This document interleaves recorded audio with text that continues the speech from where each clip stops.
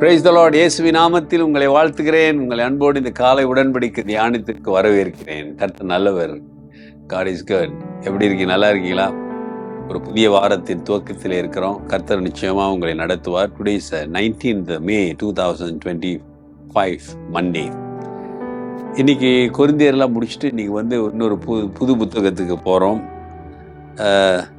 அது டைட்டஸ் பால் எழுதின நிருபம். இது சபைக்கு எழுதவில்லை, டைட்டஸுக்கு எழுதுகிறார், தீத்துவுக்கு எழுதுகிறார். ஊழியத்தை குறித்தான காரியங்களை, ஊழியக்காரர்கள் மக்கள் மத்தியில் எப்படி பேசணும், என்ன செய்யணும் என்றது குறித்து சொல்கிறாரு. இது இன்னைக்கு நமக்கும் அது பொருந்தும். சரி, இன்னைக்கு சாப்டர் 1 verse 1 பார்ப்போங்களா? இது ஒரு சின்ன 3 அதிகாரம் தான் இந்த புக்கில் இருக்குது. சரிங்களா? அதனால் மேபி ஒரு 2-3 வீக்ஸில் முடிச்சிருவோம். Hallelujah. சரி, முதல் வசனம் பார்ப்போம். Chapter 1 verse 1. Paul, a servant of God and an apostle of Jesus Christ, according to the faith of God's elect and the acknowledging of the truth which is after godliness. தேவனுடைய ஊழியக்காரனும் இயேசு கிறிஸ்துவனுடைய அப்போஸ்தலனுமாகிய பவுல் பொதுவான விசுவாசத்தின்படி உத்தம குமாரனாகிய தீத்துவுக்கு எழுதுகிறதாவது. தமிழில் கொஞ்சம் எக்ஸ்பேண்ட் பண்ணியிருக்கிறார். தீத்துக்கு நான் எழுதுறேன்னு சொல்கிறாரு, அழகாய் சொல்லுகிறார். அதுக்கு முன்னே தன்னை ஒரு உறுதிப்படுத்தி சொல்லுகிறார். நான் அடிக்கடி சொல்லுவேன், பவுல் இயேசுவோட கூட இருந்த சீஷன் அல்ல, உயிர்த்தெழுந்த இயேசுவை சந்தித்தவர் தான் பவுல். பிறகுதான் அவர் அப்போஸ்தலனா வருகிறாரு. அப்போ அவர் மேலே எப்பொழுதுமே ஒரு டவுட்டு, அவரை ஏற்றுக்கொள்வதில் எப்பொழுதும் சந்தேகம் இருந்தது. Always they have a doubt about Paul. Are you really apostle? Are you really teaching Jesus Christ? Are you sharing the gospel? Always they have doubt on Paul. அப்போ பால் அதான் நிருபத்தில் ஆரம்பிக்க சொல்கிறாரு, a servant of God and an apostle of Jesus Christ, according to the faith God's elect. Hallelujah. தேவனுடைய ஊழியக்காரனும் இயேசு கிறிஸ்துவனுடைய அப்போஸ்தலனுமாகிய பவுல். அப்ப தன்னுடைய அழைப்பை உறுதி சொல்லி மக்களுக்கு தீத்துக்கு சொல்றார், தீத்து நான் யாரும் இல்லை, நான் ஒரு அப்போஸ்தலன், கர்த்தரால் தெரிந்து, ஆகவே என்னுடைய வார்த்தையிலே உண்மை இருக்கும்.